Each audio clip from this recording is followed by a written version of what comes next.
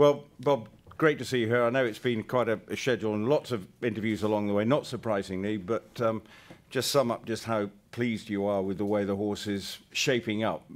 You seem quite relaxed about the build-up so far. Yeah, I'm probably more tired than anything because the time, for some reason, 20 years ago, I don't remember the time change being so hard on me, but sadly we're a little older now. But it's, you know, the both horses, they've shipped well over here. Everything has gone smooth. There hasn't been any hiccups, you know, they've been eating well. And so it's just one of those things where you just play the waiting game now and hopefully that, you know, you still have racing luck. They have to break well. They have to, you know, get into the race. So, you know, it's, you know, Arrogate, he usually, you know, his thing to get into the race early. Opportunity, he has to have a lot of things go his way. He's got to, from the 12 hole, he's going to have to probably lose a little bit of ground. But, you know, I think he'd rather be on the outside anyway than be inside. And for you to bring a horse here that's higher rated than the great legend that was Cigar, you're the man with that horse, and just how proud are you to be bringing it 20 years on when they first ran this race to now come with a horse like the quality of Arrogate? Well, it's sort of the same when I brought Silver Charm. I remember bringing him in here. He was the first Kentucky Derby winner that ever came here, so it really was an important thing. And you know, for him to, I remember when he turned for home, about halfway down, it looked like they came to him, and it looked like he was going to, I thought, well, he's not going to win. He's going to run 4th or 5th. And all of a sudden, he just put on a surge, and he came up, and he won the race. But that's the way Silver Charm was. He wanted competition. He wanted to hold off. So it was a great, I remember Swain and him just battling it out. Arrogate, he's a different kind of horse. He's a big, long, striding horse with his incredible talent. And so, you know, as long as he's, you know, gets to get in a free running position. And Mike Smith, he knows the horse really well. You know, we talked about it. So he'll just play the break and see how he goes and see how he jumps out of there, see how much, you know, how much horse he has under him.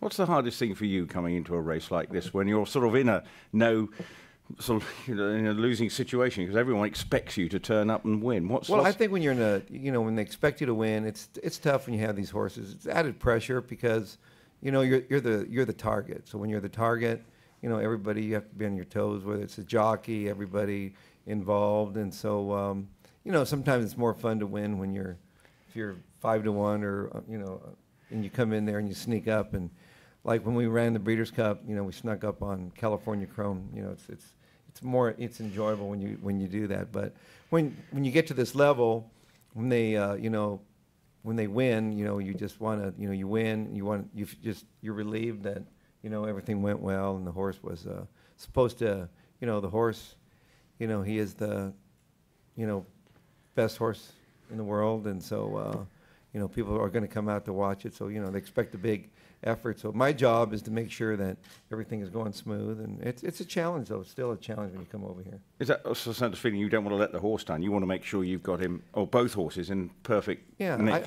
It's more about the horse. I don't want to let the horse down. I never consider myself in the equation. Like, I didn't win the race. The horse did. I didn't do any running. So, you know, so I have that, you know, as a trainer, it's more, it's like, as a parent, you know, you want to watch your kid, make sure that, you know, you prepared him. And so if they don't work out, it means that something went wrong in the preparation or bad racing luck. You know, if they don't break or something happens, there's always something. You have been training for, as you say, 20 years ago when it was Silver Charm was winning here, but at the moment, the sort of golden period, I mean, you must be just enjoying the way the sort of success has been happening over the last 2 or 3 years. It must feel good.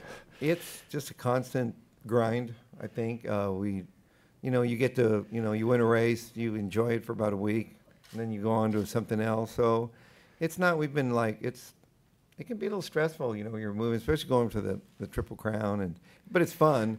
But at the same time, you know, it's like, I'd rather come in here with a heavy favorite than a horse that's 20-1, so it makes it a little bit more enjoyable. And expectations, so what will be the plan if all going well with this weekend? What might be a sort of plan going forward? You mean after the race? Yeah, after the race, yeah. The plan is to just freshen them up, take them home, and just let him freshen up and get him ready for the fall for the Breeders' Cup. So he's going to deserve a nice little rest. But no rest for you. Me, I have to keep going. I got to go. My job is to find another one. Have you got anything lurking? I have some that was. I had a really nice 3-year-old, and unfortunately, he got hurt a couple of weeks ago, and so he looked like he was going to be a superstar. But there's some out there that are just, hey, this time last year, I didn't know I had a superstar, and we knew he was good, but we didn't know he was a superstar. So you never know. It's a funny things that happen in this game, and I've been really fortunate and lucky, and so we made it over here, and now we're just playing the waiting game. Any questions for this mic? Didi? Oh, You have any questions? Bodie, you have a question? Yeah. No joke. better be a good one. He's been up since 4 o'clock, bouncing off the walls. Look at him. He's gonna. All right. Come back after the break. Well, how would you describe the essence of Arrogate, the temperamental? What's his makeup? He is he can, we're really careful with him. We spend a lot of time just keep him relaxed. He can get, that night he'll probably get a little bit. He gets, once he gets the rider on him back, he starts puffing up and getting ready, and he can be, like the first time I ran him, he got really unwound going to the gate, and really, so we spent a lot of time just taking our time with him, making him stand out there. So, here with the barns are so far away, just the walk up is really, the first couple of days he wanted to jiggy jog all the way back. But then when he realized, he's a pretty smart horse, when he realized, hey, that's a long way. They're smart. They realize I better take it easy here. So, so it's just he's got he likes to run. He likes to run a target in front of him. That's what he likes, a target in front of him. So I'm sure Mike Smith is going to play somewhere. He's either pretty. He's not going to be too far off the pace where he can get where he's comfortable, whether it's on the pace or off the pace. He's not one-dimensional kind of horse. So, but he likes to run at a target.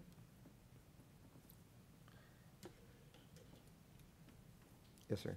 American Pharaoh or Arrogate, which horse do you believe had more ability? And if Arrogate wins here, is his CV in some ways even better than American Pharaoh's? Well, I don't think it's hard to really compare those two horses because American Pharaoh did it. He ran as a 2-year-old. He was brilliant as a 2-year-old, brilliant as a 3-year-old. With this horse, he came along later. He's accomplishing a lot in a short time frame, but it wouldn't be fair to really compare them because they have two different types of running styles. American Pharaoh was he was a really tough, but he loved human contact. He was like he caught millions of people's hearts in America going through all this. Where Arrogate, he hasn't really, only people within the industry really know about him. So it's what American Pharaoh put us through is pretty. It wouldn't be fair to compare them because they're both just superior racehorses, and you have to be a superior racehorse to do what both of them had done in such a short time.